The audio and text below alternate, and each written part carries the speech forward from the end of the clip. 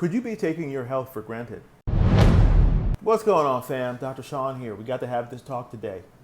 I think we are taking our health for granted, and I understand it. I think that as a society, we are getting better at this, but it's taken us a long time. It took me a while personally. I get it. But let's have the talk.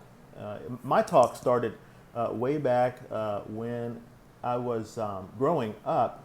Two sets of grandparents, both sets dealing with high blood pressure, tobacco dependence, diabetes for sure on one side. And so I just assumed that all of these conditions, I'm talking about the complications actually, had to do with advanced age because my grandparents were older and they had these problems. I'm talking about high blood pressure and strokes and heart disease, amputations, sugar, gangrene in limbs. My grandfather, my paternal grandfather, was a wonderful guy. Everybody loved him. He was just that dude in our neighborhood, in our community. And he used to say, you know, I don't want to eat rabbit food. I'm not a rabbit. And he was referring to fresh vegetables. And at the time, we used to laugh about it because he was laughing about it. It was comical. And this was us growing up. And he had a stroke. He had what we call an expressive aphasia. He got to the point where he couldn't express himself. That's what happens when we have health conditions. We get to the point when they start adding up and accumulating that we can't do stuff. As a matter of fact, I look at health itself as being able to do things that you want to do.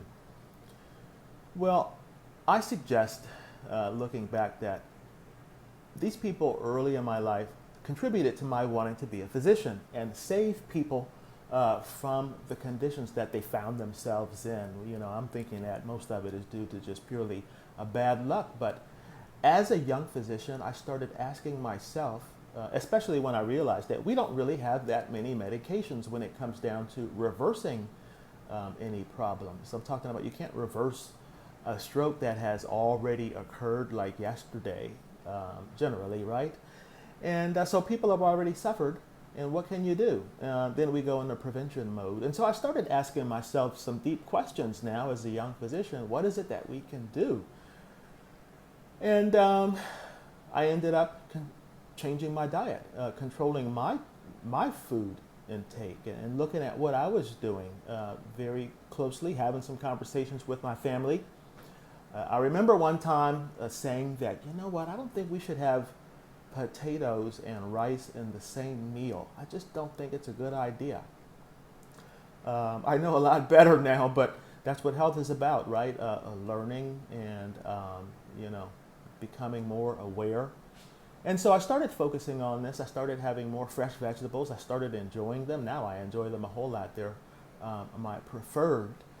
But it was probably one of my first time doing anything that was health promotional, quote unquote health promotional. Now I want to focus on this terminology because I would mention this early on and people would say, I get what you're talking about. I know why you want to make changes.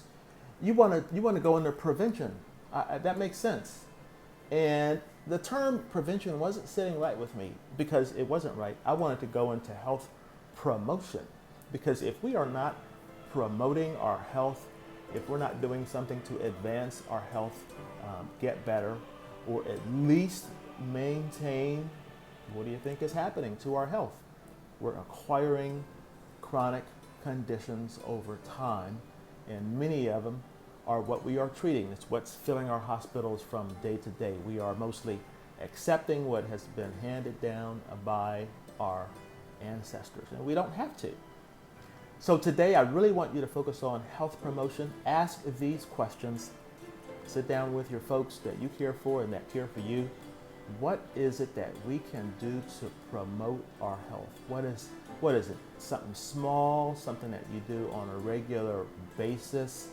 I'm not going to get into specifics here. You ask this question with your loved ones, have the conversation, and I want to invite you to a 3-day Better Health seminar that I personally have constructed, and to have these conversations. It is going to be the most significant change that we make as a society going forward is not going to be technological as it regards our health, but it's going to be becoming more aware of what health is, what well-being is, what's health promotion, what's prevention, knowing the differences between these two, between these many things, and these are the conversations that we are having. I look forward to continuing this conversation that I've been having personally with you over time and personally with myself, so that we can all keep winning.